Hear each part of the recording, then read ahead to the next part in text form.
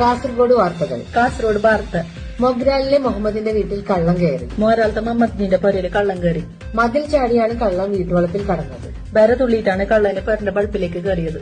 കള്ളൻ വാതിൽ തുറക്കുന്ന ശബ്ദം കേട്ട് നടന്ന മുഹമ്മദിന്റെ ഭാര്യ ആസിയ ഉറക്കെ നിലവിളിച്ചു. കള്ളൻ പാല് തുറക്കുന്ന കൂറ്റുകേട്ടിട്ടണിച്ച മുഹമ്മദിന്റെ ഓള് ആസിബി വെച്ചും കൂക്കി.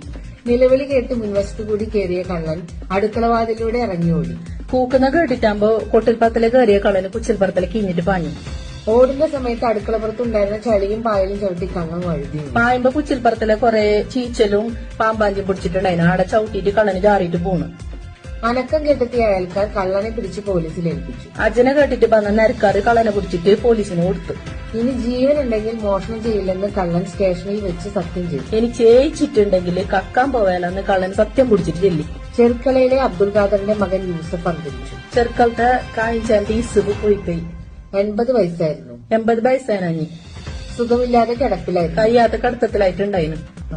വാർത്ത കഴിഞ്ഞു.